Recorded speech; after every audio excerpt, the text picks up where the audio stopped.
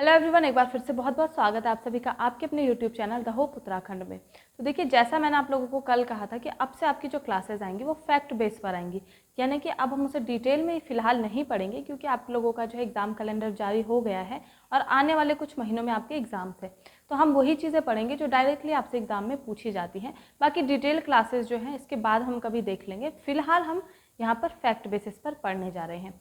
जैसा कि हिंदी का उसने दूसरा टॉपिक आपका दिया है देवनागरी लिपि, देवनागरी लिपि का विकास और देवनागरी लिपि के जो दोष और गुण हैं।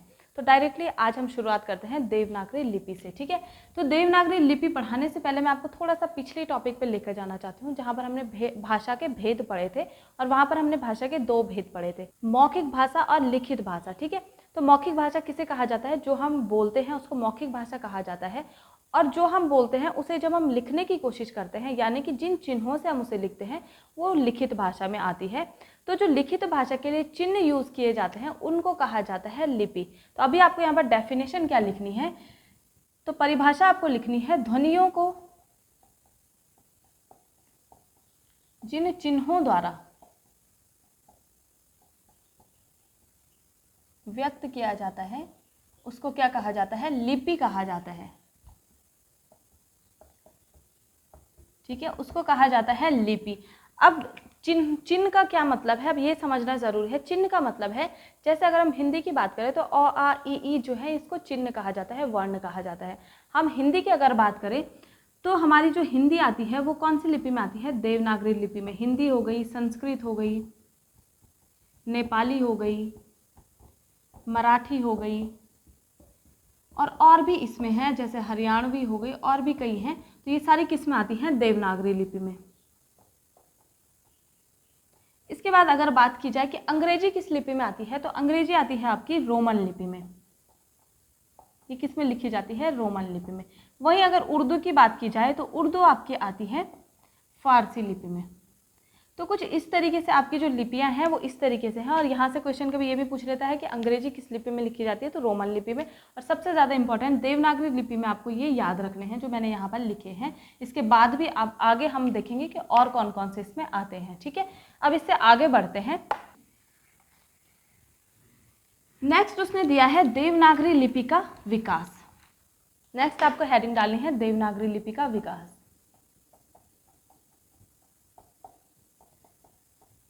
तो यहाँ पर जो सबसे पहले याद रखने वाला पॉइंट है कि जो भी लिपियां हैं, जितनी भी लिपियां वर्तमान में हैं, सब लिपियों का जो विकास हुआ है वो हुआ है ब्राह्मी लिपि से, ठीक है। इस चीज़ को आप लोगों को नोट करना है। तो सबसे पहले आपकी आएगी ब्राह्मी लिपि। ब्राह्मी लिपि के बाद आपकी आती है गुप्त लिपि। गुप्त के बाद आपकी आएगी कुटिल लिपि। कुटिल के बाद आती है प्राचीन नागरी लिपि। और प्राचीन नागरी के बाद आपकी आती है देवनागरी, जो वर्तमान में चल रही है, ठीक है।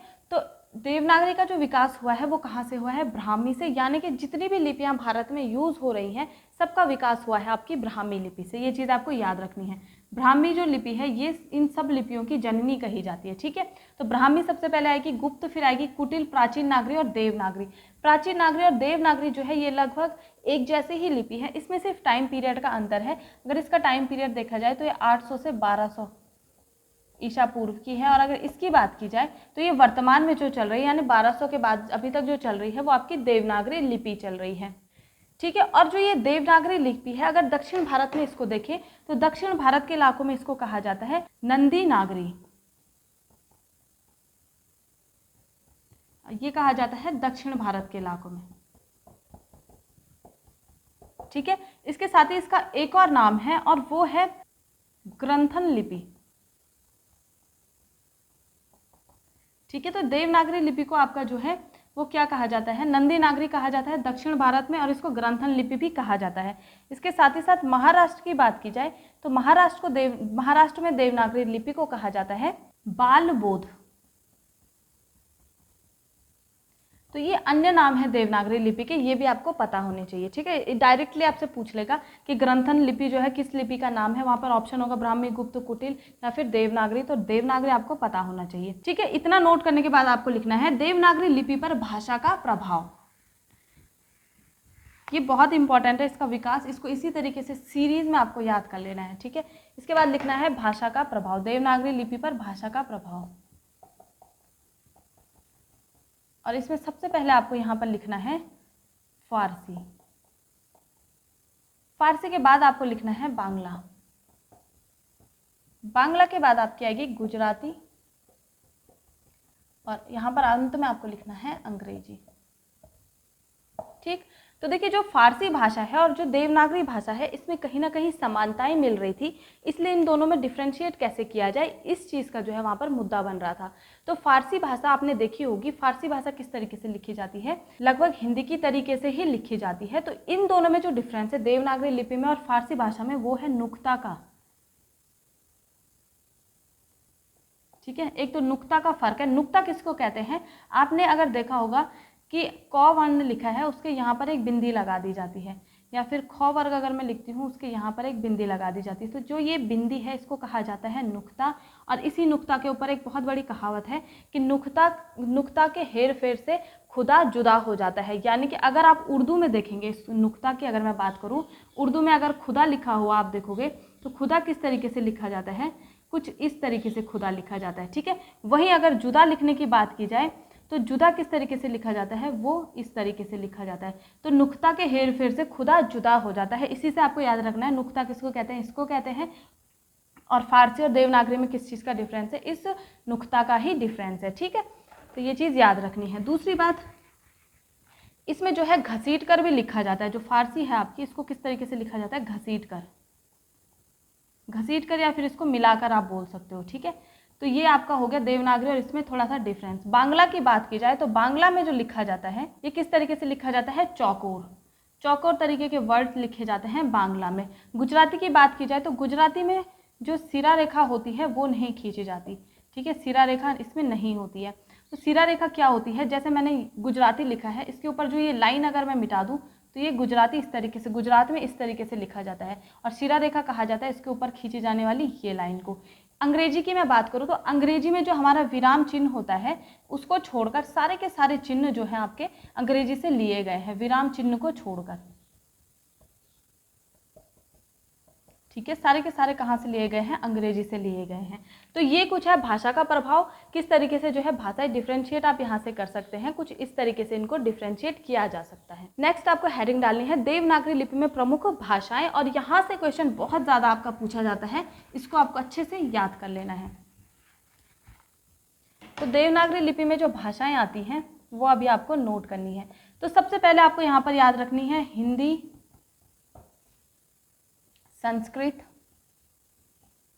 नेपाली, मराठी, हरियाणवी, बघेली, सिंधी, गढ़वाली, कुमाऊनी,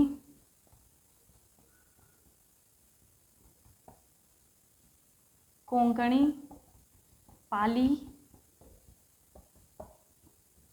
कश्मीरी, डोगरी, तमांग, नागपुरी, मैथिली, भोजपुरी, और अंतिम में आपकी राजस्थानी। तो ये सारी की सारी जो भाषाएं हैं ये किस में लिखी जाती हैं, ये आपकी देवनागरी लिपि में लिखी जाती हैं। इसके बाद अंतिम आज का आपका आता है कि देवनागरी लिपि जो है इसका आखिर दोष और गुण क्या क्या हो सकते हैं। सबसे पहले आपको लिखने हैं गुण, देवनागरी लिपि के गुण। सबसे पहला आपको क्या समझना है, जो स्वर और व्यंजन है यहाँ पर उनको एक क्रम में रखा गया है, यानी इसको बोला जाता है वैज्ञानिक क्रम में। क्रम का क्या मतलब है, जैसे अ आ ई हम पढ़ते हैं तो अ के बाद आ ही आएगा, सीधे अ के बाद आप ई या फिर ऊ इस तरीके से नहीं बोलते हैं, तो उसको बोला जाता है क्रम। सबसे पहला आपको लिखना है कि स्वर और व्यंजन जो है, स्वर व व्यंजन इनको एक क्रम में रखा गया है, वैज्ञानिक क्रम में।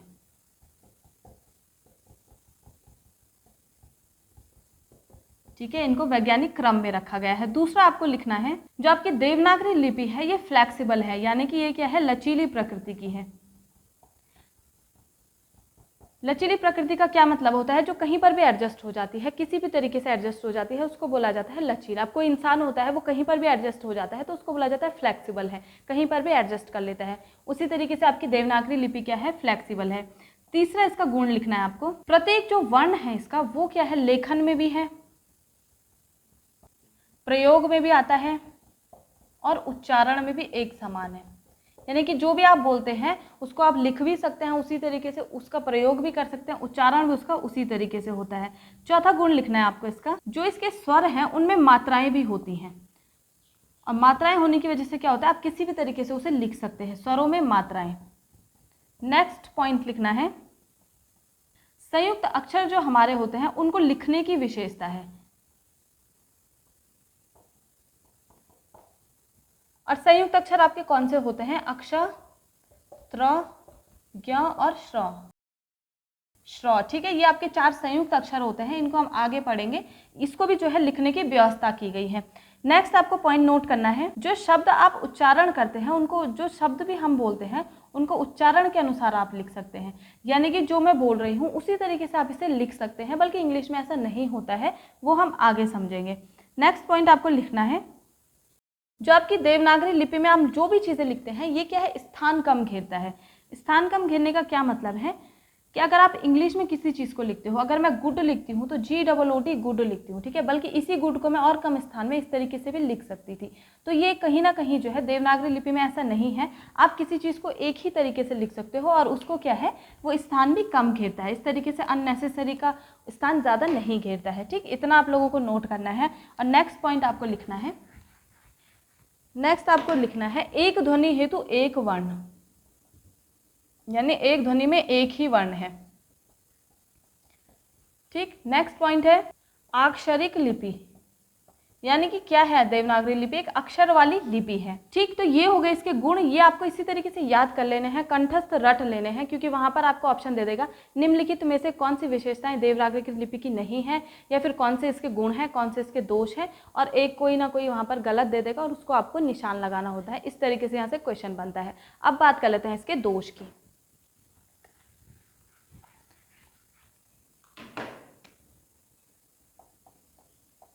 दोष में सबसे पहला दोष आपको लिखना है कि जो ई है उसकी जो मात्रा है वो बोलने से पहले ही आ जाती है। ई में यहाँ पर सबसे ज़्यादा विवाद है। ठीक है, ई में सबसे ज़्यादा विवाद है। जैसे कि अगर मैं की बोलूँ तो की हमारा इस तरीके से लिखा जाता है, यानी मात्रा पहले आती है, बोला बाद में जाता है, तो ई में एक विवाद है, ये आपको यहाँ पर नोट करना है। दूसरा पॉइंट इसका लिखना है, इसमें जो मात्राओं का प्रयोग होता है ये चारों ओर से होता है। मात्राओं का प्रयोग चारों ओर से, चारों ओर से किस तरीके से होगा, अगर हम देखें तो कोई भी अगर हम अक्षर लिखते हैं तो ई अगर हम देखें, छोटा ई हम किस तरीके से उसकी मात्रा लगाते हैं, कुछ ऐसे लगाते हैं। बड़ी ई की मात्रा हम कैसे लगाते हैं, कुछ इस तरीके से लगाते हैं।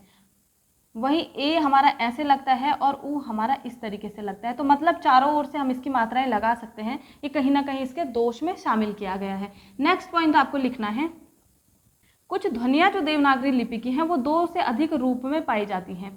ठीक है, 2 से अधिक रूप में पाई जाती हैं। जैसे कि अगर रॉ की बात करें तो रॉ आपका कितनी तरीके से हम लिख सकते हैं, लगभग इसको हम 4 तरीके से लिख सकते हैं। ठीक है, एक तो नॉर्मली रॉ ऐसा लिखा जाता है, दूसरा प्रकाश में जो रॉ लगता है उसको हम इस तरीके से लिखते हैं। कर्क हम अगर लिखे तो इसमें हम ऊपर से रॉ लगा सकते हैं। ठीक है, तो इस तरीके से रॉ जो आपका है वो इतने तरीकों से लगता है, तो कहीं ना कहीं इसको क्या माना गया है, देवनागरी लिपि का दोष माना गया है। ठीक, नेक्स्ट आपको नोट करना है, जो शिरोरेखा हमने अभी पढ़ी थी वो कहीं ना कहीं समस्या का जो है कारण बनती है। शिरा रेखा जो हमने पढ़ी थी, ठीक है, शिरा रेखा किस तरीके से इस समस्या का कारण बनती है अभी मैं बताती हूँ आपको। जैसा अगर आपने भौ लिखा है तो यहाँ पर शिरोरेखा सिर्फ इतने ही पोर्शन पे लगती है, इधर शिरोरेखा नहीं लगती है। इसी भौ में अगर आप ऐसे शिरोरेखा लगा देंगे तो कहीं ना कहीं इसका अर्थ बदल जाता है।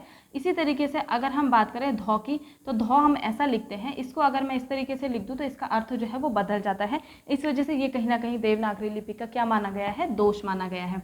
और इसका अंतिम आपको लिखना है आज का, और इन्हीं सारे कारणों की वजह से जो अखिल भारतीय लिपि में इसका जो है इसको बनने में समस्या हो रही है, इसी वजह से इसको क्या हो रही है, अखिल भारतीय लिपि बनने में समस्या हो रही है। ठीक है, तो ये हो गए आपके गुण दोष और इसका विकास किस तरीके से हुआ देवनागरी लिपि का। फैक्ट बाय फैक्ट मैं पढ़ा रही हूँ, डिटेल में क्लासेस कभी और पढ़ेंगे, ये चीज़ें आपको ऐसे ही याद करनी है। नेक्स्ट जो आपकी क्लास आएगी हिंदी की, वो आएगी वर्णमाला के ऊपर, और उससे हम अच्छे से पढ़ लेंगे। साथ ही साथ आपको ये भी बता देना चाहती हूँ कि जो आगे आने वाली क्लासेस हैं, जो उत्तराखंड आपकी बची हुई है जीएस की जो करेंगे, उससे भी हम इसी तरीके से थोड़ा स्पीड में करेंगे और एक ही दिन में एक टॉपिक कवर करने की मैं कोशिश करूँगी, ताकि जल्दी से जल्दी आपका सिलेबस पूरा हो जाए और आपका रिविज़न भी मैं करवा सकूँ। तो इसके साथ ही क्लास आपको कैसी लगी कमेंट करके ज़रूर बताइएगा। आज की वीडियो यहीं पर मैं समाप्त करती हूँ। मिलते हैं नेक्स्ट वीडियो में। धन्यवाद।